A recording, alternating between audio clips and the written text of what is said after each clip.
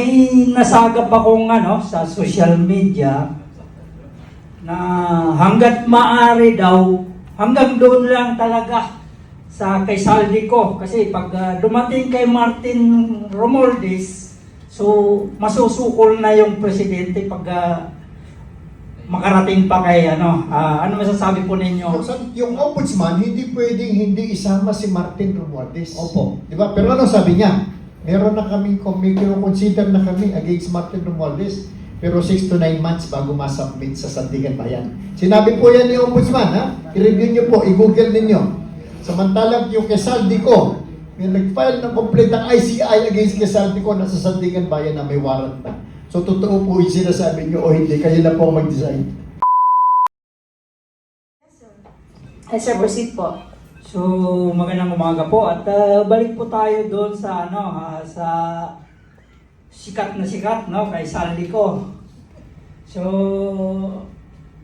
may nasagap akong sa social media na hanggat maaari daw, hanggang doon lang talaga sa kay Saldi ko. Kasi pag dumating kay Martin Romualdez, so masusukol na yung presidente pag makarating pa kay ano masasabi po ninyo, ma'am? Sino gusto mong sumagot sa amin? Mamili ka. So, kahit sino na po Mamili kung na, sir. sino kasi Take ko konti, okay, take ko konti. Alam niyo po ganito. Exert lang Si natin. Ombudsman, ang sabi niya, nag-file siya ng complaint against, meron siyang kinoconsider na complaint against Martin Romualdez. Pero ang sabi niya, it will take 6 to 9 months bago ma-file yan sa Sandigan Bayan. Pero yung Saldi ko, yung kay Saldi ko, naka-file na kaagad sa Sandigan Bayan. In fact, meron na warrant of arrest. So, tingnan mo yung nun. Diba? Wag na natin i-detalye bakit ganon.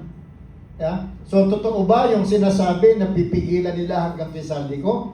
So, yung sinabi ni Ombudsman na meron siyang inaayos na complaint pero 6 to 9 months bago ma-file sa Sandigan Bayan, samantalang yung kay Saldi ko, naka-file na ngayon, meron na ng warrant of arrest, totoo ba o hindi yung iniisip mo?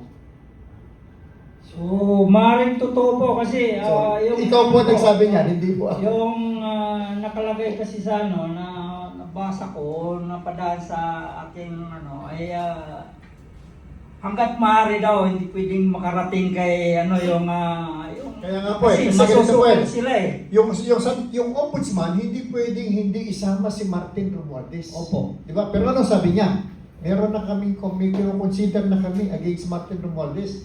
Pero 6 to 9 months bago masubmit sa Sandigan Bayan. Sinabi po yan ni Ombudsman, ha? I-review niyo po, i-google ninyo. Samantalang yung Quezaldi ko, may nag-file ng complete ang ICI against Quezaldi ko nasa Sandigan Bayan na may warrant na. So totoo po yung sinasabi niyo o hindi, kayo na po mag-design. Okay. Yes, Next yes, question. another question po. Thank you po, sir. Para po ito ka, Attorney Ibit. Madam, latest po na revelasyon ni Saldi ko is that mayroon siyang pinakita ng mga papers regarding sa insertion, di ba? So those kind of documents, pwede naman nating makita mismo sa GAA. Then, ano bang ginawa action ng ombudsman? Nagpakabingilan ba sila regarding this issue? Yung yun ho kasi ang sinasabi ng ating saligang batas, di ba? Makikita nyo nga ho sa GAA, di ba, na mas mababa yung alokasyon ng edukasyon, which is hindi sang-ayon sa ating saligang batas. Subalit, yung sinasabi nga, katulad ng sinabi ni Ka Raymar, sino-sino ho ba ang sangkot dyan sa propose ng ganyang budget, no? Naglalakap pa nga daw po sila ng ebidensya. Kaya, masasabi ba natin hindi sila kumikilos? Nasa sa ombudsman po talaga ho yan. Doon na natin makikita. Panagutin natin sila sa loob ng 6 hanggang 9 na buwan, simula Nobyembre o Oktubre, Karimar. Hindi ko I think November. Magbilang na ho tayo. Kahit bigyan na natin hanggang June next year. For example po, meron na pong grupo na mabigat ang hawak na ebidensya against sa mastermind. For example, presidente, for example.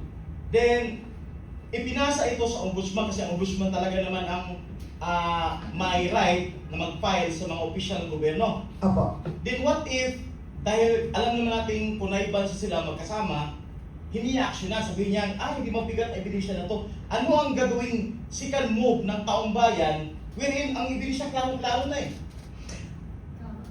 Alam niyo po, alam, mahirap po yan. I think, Hindi, pero ako sagutin ko po muna sa puntong legal, no? Pwede yung certiorari sa Supreme Court. Rule 65, no? If there's grave abuse of discretion, Impeachment. pwede rin impeachment. Pero, ang tanong ko po, ang impeachment magagaling ko, mag-uumpisa sa House of Representative. Gagalaw ba sila? Hindi natin alam, di ba? Pero, kahit sino po, lalong-lalo na yung sinasabi niyong may hawak ng dokumento na mabigat, at sinabi hindi inaksyonan o kaya mas masakit kung hindi talaga binasura, pwede yung i-65 yon sa Korte Suprema. Legal po yon. Yan po ay usaping legal. Kaya may paraan, meron pa rin po. Thank you. alam niyo, ganito yun. Thank you so much for the question. Yung presidente hindi po pwedeng kasuhan sa ombudsman. Meron pong meron siyang Habang nakaupo. habang nakaupo, hindi siya pwedeng sa ombudsman. Kaya yung pinag-uusapan po Sir, natin yung mga my ombudsman. point is that about sa ombudsman, kung Oo. pwede ba natin siya kasuhan, impeachment whatsoever, kung hindi siya action, wherein ang mabigat na nga ang hawak na ebidensya ng taong bayan regarding sa mastermind. Yes. So my point is that, ano ang pwede natin gawin sa ombudsman? Yun. Yun po, yung decision nga po niya, pwede niyong iakyat sa Korte Suprema, no? Via a petition for certiorari under rules. Hindi pwedeng tanggalin yung ombudsman, hindi mo pwedeng kasuhan siya doon sa ginawa niya kasi prerogative niya, pwede mo lang siyang ipa-impeach. Pero yung decision niya, kunyari after 6 months, sinabi niya na walang probable cause against Martin Romualdez, yung decision na yon ang pwedeng i-elevate sa Supreme Court on certiorari, di ba? Yung Rule 65. So yun yung doon. Pero iba yung iba yung criminal kasi doon sa doon sa reality, di ba? Sa criminal, biski pumatay ka, pagka magkaroon ng doubt, di ba? Kasi dapat yon proven beyond reasonable doubt. So magkaroon ka lang ng doubt, hindi ka na guilty doon sa doon sa criminal act, lalo na yung plunder at saka yung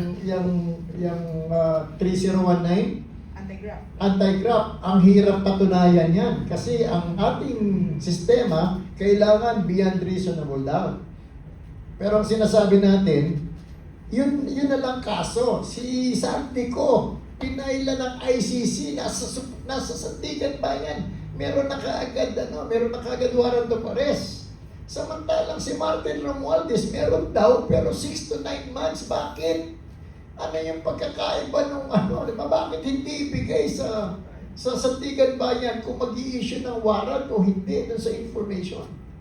Parang ibig pong sabihin natin dito ng mga kasama, parang selective lang yung justice. So, ang mahalaga po, hanggat may naninindigan, huwag kayong hihinto, lalaban. Pero hindi ko hinihikayat na ang taong bayan ay mag-aklas. Pero pagka ganyan nakikita na ninyo at nanggagaling na rin po sa inyo yung mga question na alam natin na alam nyo ang tunay na tamang gagawin eh.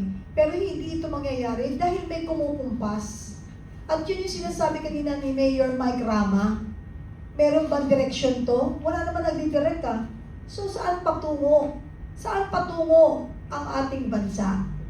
So kaya nga, kayo mismo, sa bawat sarili ninyong opinion, pinakikinggan namin. Nakita namin na sugat-sugat na po yung puso ninyo bilang Pilipino. Kaya nga po, pag may nananindigan tayo na Pilipino na nakikibaka, huwag natin bigyan ng maliit na pagtingin. Pagkus dapat natin itong hangaan dahil hanggat may naninindigan na isa, may laban tayo. Kasi, ang dapat talaga dito, yung kumukumpas ang tutukan niya ng pansin. Dahil yan sinasabi niyong ombudsman at kung ano-ano pang departamento ng gobyerno, hindi magiging matibay at matatag ang kanilang ginagawa kung walang kumpas. Dahil kung ang paninindigan lang nila ay mandato lang ng kanilang ahensya. Pero bakit lumibihis? Kaya nga, sikat nga yung salitang bending the law because malakas ang loob nila dahil wala nga pong direksyon ng ating bansa dahil kumbaga dito sa kapihan sa PDP, ako po ang direktor. Pero sila, walang direktor. Yun po yung panawagan at sinasabi kanina ni Mayor Mike Rama. Kaya sa lahat ng ating mga kababayan, huwag kayong mangimi. Naisiwala kung ano yung mga nasa isip niyo at puso bilang Pilipino. Ang laban dito, hindi laban ng bawat individual. Ang ginagawa nating pag-uusap at palitaktakan sa araw-araw na ginawa ng Diyos, kasama ng panghingi natin ng panalangin at awa sa Diyos para magkaroon ng katarungan ang mga nangyayari sa ating bayan. Huwag kayong huminto na manindigan. Hindi dahil vlogger kayo, kailangan ninyo na makukuha na ganitong mga usapin, yung mga mainit na balitaktakan. Hindi. Suportahan ninyo ang lahat ng mga usaping gaya nito bilang Pilipino. Dahil kailangan namin kayo. Dahil kaya nga, kung makikita nyo yung caption, slogan namin, ang bawat tinig ay mahalaga. Ang tinig, ang ibig sabihin ay maliit, mahina. Ngunit kung tayo magsasama-sama at pagsasamahin natin, ang maliliit na tinig ito ay magiging boses. Hanggat may tinig, hanggat may boses, may laban ang Pilipinas.